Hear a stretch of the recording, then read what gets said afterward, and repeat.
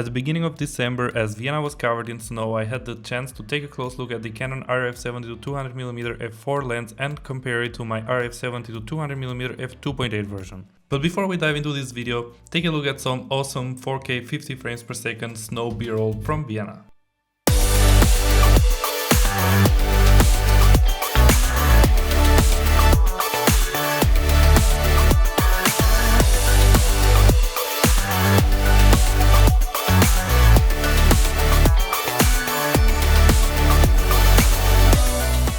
What's up guys, I hope you're having an amazing day. If this is your first time on the channel, consider subscribing to become part of the team. I wanted to start this video with a little quiz. I've taken different photos, some on the 70-200 f4 and some on the 2.8 lens, and let's see if you can guess which one was taken with which lens. Let's go!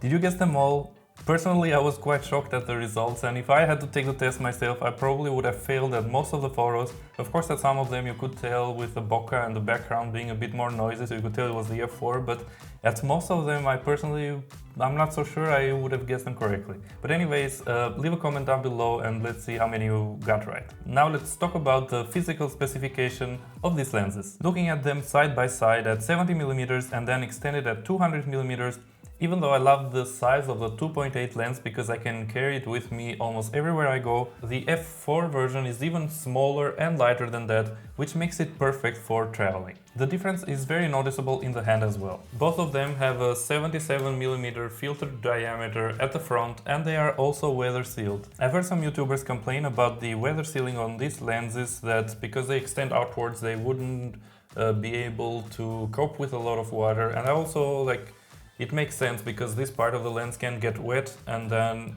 when it goes inwards, where does the water go? That's always my question. But anyways, I made a video last week where I was shooting street photography, and it's a POV video when it was snowing, so it was soaked in snow. But yeah, luckily nothing happened to the lens, it's still doing fine. Another thing worth mentioning is that since this lens weighs more than 1 kilogram, especially when extended all the way, it can get quite front heavy, the whole setup. So that could be a problem when carrying it on a tripod, but that's the reason why it also comes with an included tripod mount, unlike the f4 version. And it's very easy to mount in place actually, you just put it like that, and then you can use the screw down here to mount it on a tripod, and that's how that problem is solved. Personally, I've never actually used it with this tripod mount because I always use this lens handheld anyways when I shoot street or even for weddings. When it comes to buttons, switches and rings, they're basically the same. They have the same buttons, starting with the lock button here in the back. If you want to carry your lens like this on the camera, maybe you want to mount it on one of those Peak Design capture clips, or however it is mounted where it's standing vertically and you don't want it to extend like this, you can just lock it at 70mm. And you have that on both lenses. Moving at the front, you get a focus limiter switch in case you want the autofocus to ignore objects closer than 2.5 meters. You get an autofocus on and off switch, you get a stabilization on and off switch, as well as stabilizer mode switch to use depending on the kind of subjects you're dealing with, whether you need to hold steady, pan left or right, or just move for sports photography in all directions all the time. When it comes to rings, they have the same zoom ring, manual focusing ring and the control ring, only that these two have switched places. On the 2.8 version, the zoom ring is at the front and the control ring at the back, and on the f4 version it's the other way around. Personally, I really like this ring when I had my EOS R as my A camera, and when I use it now sometimes, but that's become very rarely. I had this ring set to ISO so I could change the ISO with its help, but now that I have the R6 Mark II, I can just use the wheel at the back, and that's become basically useless. But in any case, if you're using one of the cameras from Canon which have these arrows in the back, like the R7, the R8 or the older RP and the EOS R, then you will really appreciate this lens. So I think overall it's a good design that it is there. And now let's talk about some optical specifications of these lenses. Both of them have 9-blade diaphragms. The more blades a lens has, the less edgy and more round the bokeh balls look. Another category where the f4 version actually has an advantage over the f2.8 version, besides size and weight, is at the minimum focusing distance, because the f2.8 version has a minimum focusing distance, if you can see here, of 0.7 meters versus the f4 version has 0.6 meters. That also means that the maximum magnification of the f4 version is better at 0.28 times versus 0.23 times on the f2.8 version. One personal thing that I wanted to add at this point, which has nothing to do with the objective testing of these lenses, is that last night I had a nightmare, and what I did in the dream was extending the barrel of this lens, so zooming into 200 millimeters, and then I started cutting with a knife and taking out all the pieces with the glass elements inside. And it was a nightmare because afterwards, when I was still dreaming, I was thinking like, how the hell am I going to save up again so much money to buy this lens? And that was quite painful. And so when I woke up, I was thinking about what that meant, and one of the things that it meant is that this lens is very expensive, so that's a drawback. But another thing that it meant is that I really like this because it's a very good lens, that I'm scared to damage it. So you can actually see it both ways. And now let's move on to some more objective and real-life tests, starting with the stabilization on the f4 lens. Both of these lenses actually have 5 stops of image stabilization built in. However, when I did these handheld tests at different focal lengths, I could see some more micro jitters on the clips shot from the f4 version, and that's probably because it's lighter. On the f2.8 version, it looks more like having it on a tripod. Here you can see the tests side by side again, and I think the results are very good from both lenses, to be honest. But if you want even more stabilization, you can also turn on the electronic stabilization, which I didn't. I only left it on the optical one, and you can even add some more stabilization in post-production. Finally, here is an example of shooting with the stabilization off and then turning it on.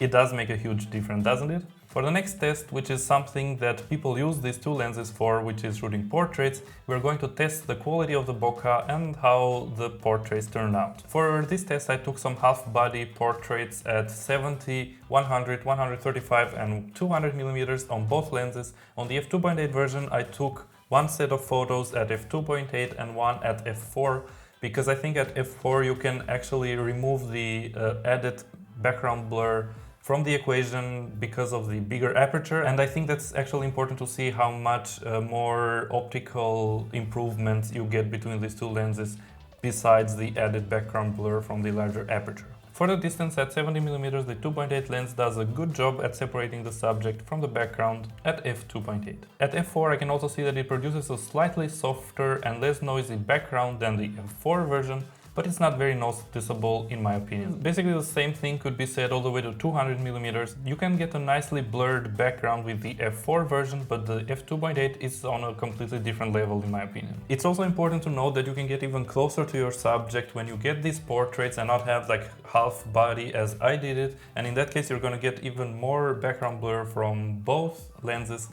But also if the background is closer, you're going to get less, and if the background is further and you have more space, you're going to get more. One very important aspect when it comes to comparing lenses, in my opinion, is the 3D pop, or the so-called micro contrast. That isn't really something that is measurable, that's something that you see on your photos, and I think ignoring the background blur, if you only concentrate on the subject, you can see that on the 70-200 f2.8 lens, the subject appears to have more depth. You can see more depth, it seems more 3D to me. The difference isn't huge, as I said, that's not even measurable, you can just only see it with your eyes. And I'm actually curious to know if you also think like that, if you can tell that there is more 3D pop on the 2.8 versions. When it comes to corner sharpness, I printed one of these charts on the internet, I think it's from B&H, and I took a picture at the maximum aperture at 200 mm on both lenses. The shutter speed of the 2.8 lens was at 1/3200, versus on the f4 it was on the 1/1600, so half, just to compensate for the one stop of light that you lose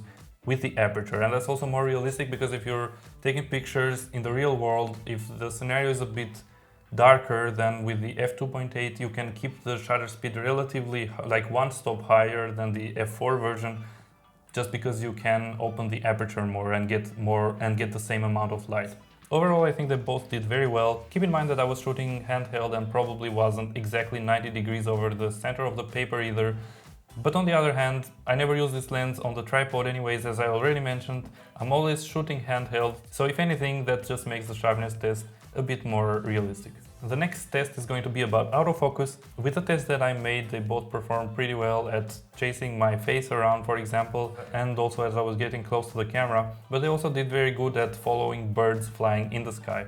Of course, the autofocus on the R6 Mark II is also really great, so I think a bigger factor is going to be, when it comes to autofocus, the camera body that you're using rather than the lens itself. The only difference in autofocus is again that the f4 has an advantage over the f2.8 about the minimum focusing distance. To conclude, lenses are so far the largest investment as a category. They've costed me more than my camera bodies, than my computers, audio or lighting equipment, and that's because I've chosen to buy the best lenses that I can get my hands on. And that's also my philosophy, by the way, so if you want my opinion, just get the best lens available for the job that you're trying to do. So if in this case, get the 2.8. And the reason why I also went with the 2.8 version is because I know that in 1 or 2 years I'll want to upgrade again to the better version. So if you are like that, then just go with a better lens and then you won't have that issue anymore, and also you know that you're getting a better image quality, a better bokeh, and also of course better low light performance. So overall, I don't regret making this purchase.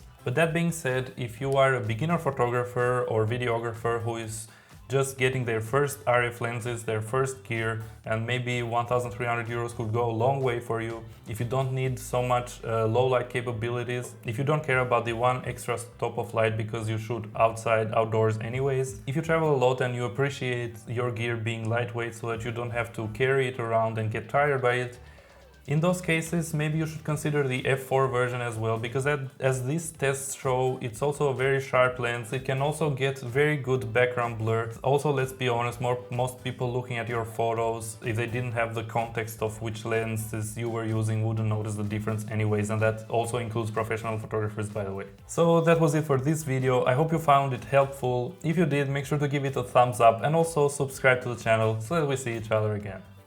Goodbye.